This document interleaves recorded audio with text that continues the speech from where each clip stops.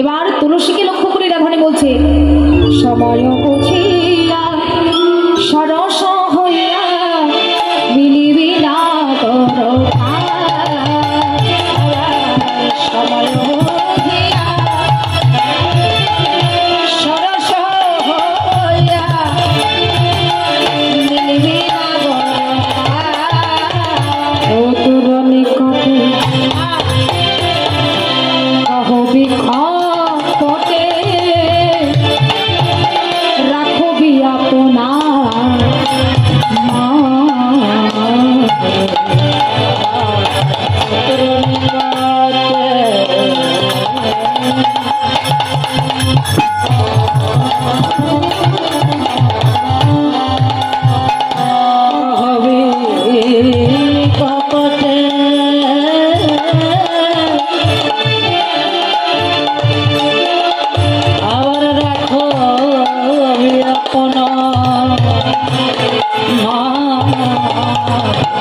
মনে রেখে তুই কথা বলিবি, ওই মনে রেখে তুই কথা বলিবি, নারীর মান যেন হারাই না রে, মনে রেখে তুই কথা বলিবি,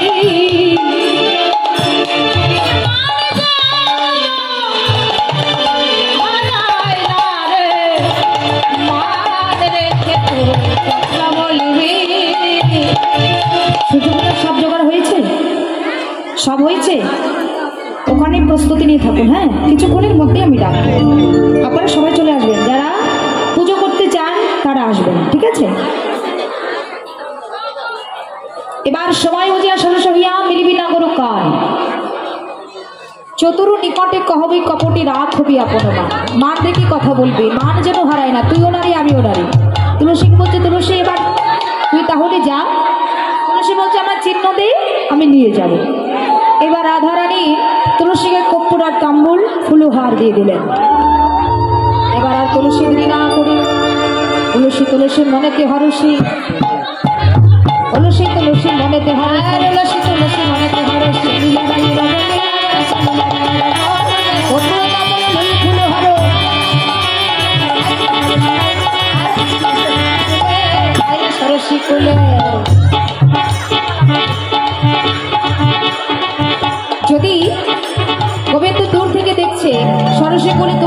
পড়েছে। আর দূর থেকে গোবিন্দ ডাকছে, তুলসী, আরে আ তুলসী, আরে দাঁড়াও না, এত ঝরছে যাচ্ছ, তোমায় ধরতে পারছি না। তুমি নাকি ডাকছিলে শাম? ডাকছিলাম, তাড়াতাড়ি বলো কেন ডাকছিলে, আমার কাজ আছে তো। বারে, আমি তোমায় এত সাত করে ডাকলাম, একটু গল্প করব, তুমি বলছো কাজ আছে। ও তুলসী, আয়না ভাই একটু বস। তুলসী বলছে বসবো তো, একটু পরে তুমি বলো কি হয়েছে। এবার পদকবি লিখলেন, দেখিয়া তুলসী নগর উল্লাসী, তুলসী নগর উল্লাসী, দেখিয়া তুলসী নগর উল্লাসী, আদরে বসালো কাছে, আদরে বসালো কাছে, কহিয়া আপনি, কহিয়া সকলে, আপনায় আপনি, দেখো আপনায় আপনি, কহিয়া সকলে, আপনায় আপনি, কহিয়া সকলে, ও তুলসী বলো না, রাধা রানী কেমন আছে? ভালো আছে তো? আমি কি করে জানবো তোমার রাধারানী কেমন আছে? তুমি যদি না বলো আমি কি করে বুঝবো? আচ্ছা, তুমি বলতে চাও না তো, আমি জানি। কি জানো তুমি? এখানে চতুরি না করো চাতুরি, না করো চাতুরি, প্রতিকারে তোরে রাধার কুসুম কহিয়া সকলে, রাধার কুসুম কহিয়া সকলে, দেব সরজনী, দেব সরজনী, সুতিলা স্বপনে দেখিয়া সেজবে,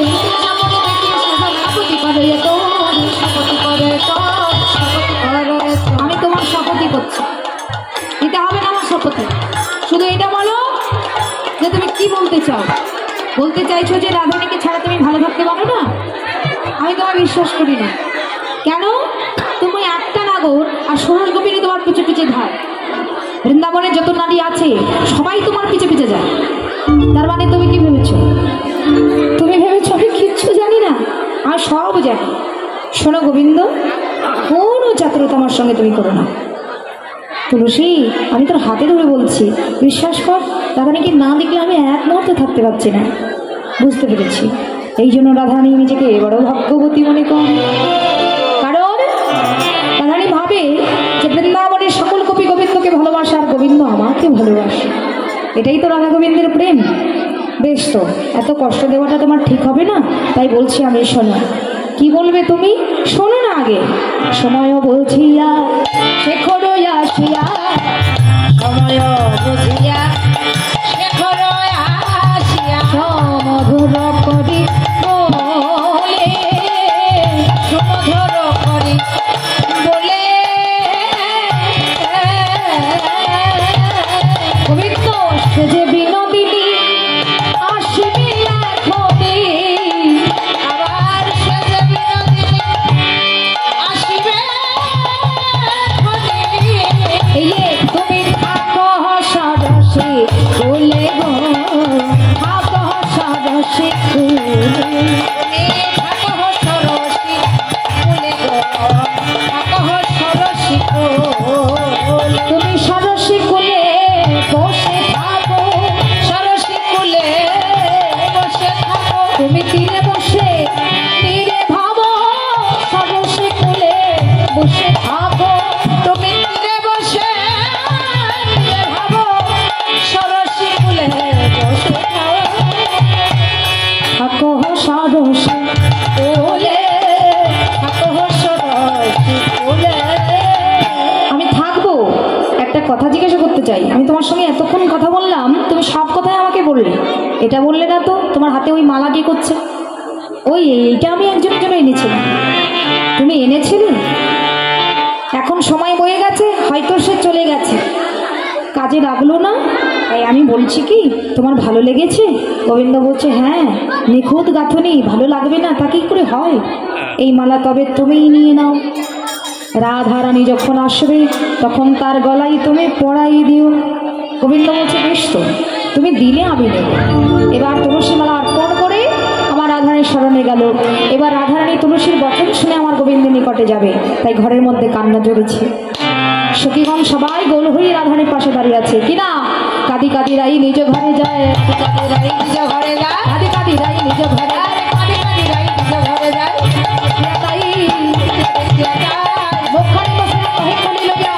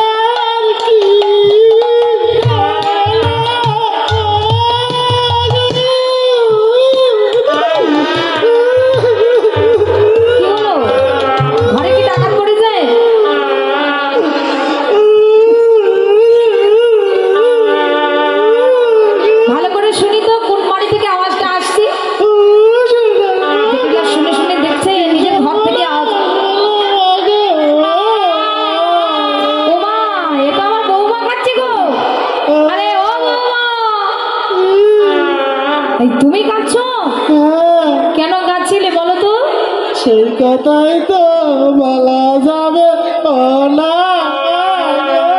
দেখো কি কাণ্ড, সেই কথা যদি বলতেই না পারো তাহলে কাঁদছো কেন? বললে তুমি ধৈর্য ধরতে পারবে না মাগো কি কথাই না বলবে আমাকে। আরে বৌমা বলো, কি দেখেছো আর কি ভেবেছো আর কি কারণে তুমি কাঁদছো? বলবো? হ্যাঁ হ্যাঁ বলো। তোমার ছেলে মারা গেছে। ওরে আমার কপাল বন্ধ রে, এখন আমার কি হবে রে? ওরে যাবড়বাসী তো ডাকতে আছি। এই বৌমা শোনো, যদি বেশি কাঁদি, আমি খুব বেশি কাঁদতে পারি, বেশি কাঁদলে আবার শরীরে ব্যথা হয়। শোনো বৌমা, শোনো শোনো, তুমি কাঁদছো, অযথাই কাঁদছো। কেউ বলেছে আমার ছেলে মরে যাবে? না না, কেউ বলেনি, আমি দেখেছি। কি দেখেছো? স্বপন। কখন? ভোরবেলায়। ভোরের স্বপন সত্যি হয়? হ্যাঁ, ভোরের স্বপন কিন্তু সত্যি হয়। সত্যি সত্যি দেখেছো? সত্যি দেখেছি। হাতের শাখা সিঁদুর সিঁদুর সব বুঝে যাচ্ছে। বৌমা শোনো শোনো শোনো, বিপদ যখন এসেই পড়েছে, এই বিপদ তো রক্ষা করতেই হবে, বলো? হ্যাঁ, তুমি বিপদ দেখেছো, আমার ছেলের মরণ দেখলে তোমার মরণ তুমি দেখতে পেলে? তোমার যদি মরণ হতো আমি বেঁচে যেতাম। সর্বনাশ কাণ্ড, তুমি মরতে পারো না? মরণ হবে না। কেন? কেন মরণ হবে না? মেয়ে মানুষের জীবন কই মাছের প্রাণ, মরে না। অনেক কি বলছে? সত্যি সত্যি এমনটাই হয়, তাই না? হ্যাঁ। যাক, যত দোষ আমার এই কপালে, আমার কপালে যা ঘটার তা আগে থেকে ঘটেছিল। বৌমা শোনো, তুমি খারাপ দেখেছো, ভালোটা দেখোনি? দেখেছি। কি দেখেছো? পূজা করতে হবে। কি পূজা? বলবো? বলো। ভানু পূজা। কি বলছো? না না, ভানু পূজা। ভানু পূজাই তো, ভানু পূজাই তো। হ্যাঁ, ভানুদেবের পূজা করলে বিপদ যাবে। হ্যাঁ, সকল বিপদ বলে মা স্বপনে দেখেছি পতিরা কুশাল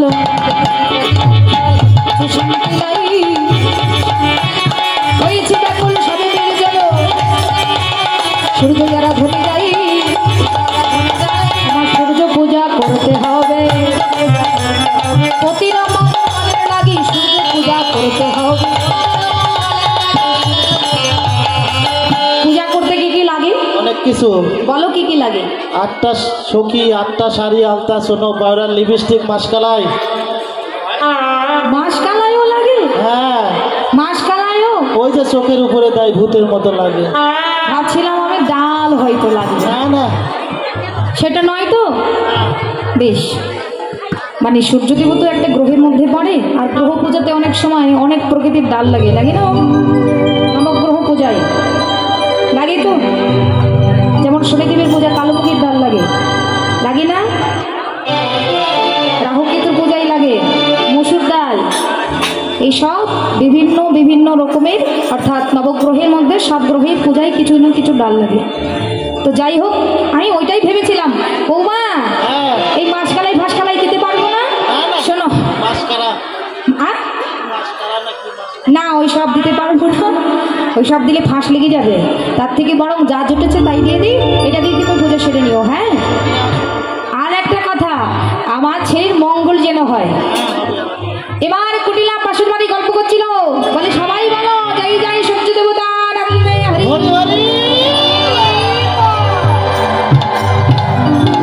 সূর্য দেবতা আনন্দ পর্যন্ত ঠিক আছে, কিন্তু হরি হরি বল কেন? ওই হরি তো কৃষ্ণই। তার মানে আমার বৌদি ছল করে আমার মায়ের মনটাকে হরণ করে কোথাও না কোথাও যাচ্ছে। দিদি তোমার সঙ্গে আমি পরে গল্প করছি, এবার ছুটতে ছুটতে বাড়িতে এসে দেখে সবাই সূর্য পূজার জোগাড়পত্র নিয়ে চলেছে। এই যে বৌদি, তুমি যাচ্ছ কোথায়? সবাই আসো ধীরে ধীরে। তুমি যাচ্ছ কোথায়? বলে কেন? আমি সূর্যদেবের ভানুদেবের পুজো করতে যাচ্ছি। সত্যি সত্যি করে বলো। ভানু পূজা না কানু পূজা, ভানু পূজা না কানু পূজা, বলো বৌদি আমায় বলো, ভানু পূজা না কানু পূজা, বলো বৌদি আমায় বলো, ভানু পূজা না কানু পূজা। এই যে খবর করে বলিস নি, আমি ভানু পূজাই করতে যাচ্ছি, কানু পূজা নয়। দেখো মা, তোমার মেয়ে কত ঝগড়টে, কেমন করে কোথা থেকে এসে ঝগড়া বাড়িয়ে দিয়েছে, আমাদেরকে আর যেতে দিচ্ছে না। এবার ললিতা বলছে, রাধে তুই দাঁড়া, আমি দেখছি। এই যে কহই কৌটিলা জানো কত ছলা, মিলিতে বৌধুর ঠাই। ললিতা বলে, অসতী হইলি কুলি কালি দিলি। এবার রাধা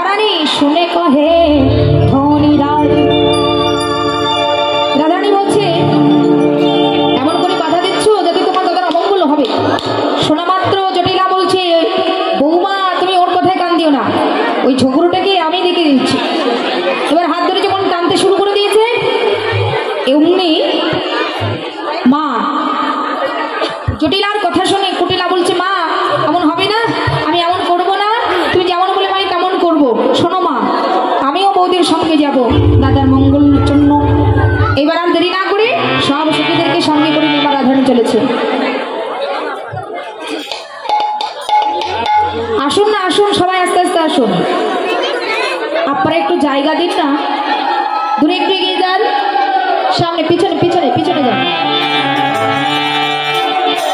আসলে মাঝখানটা একটু ফাঁকা রাখবেন। তুই গানে দেব বুঝি বারো তারে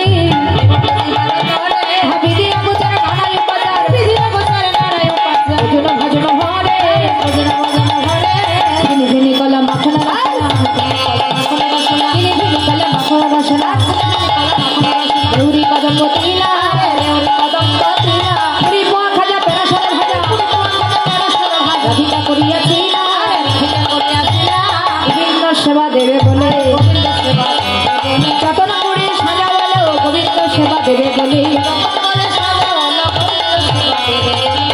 যারা নাচতে পারেন একটু দাঁড়ান। জয় রাধে।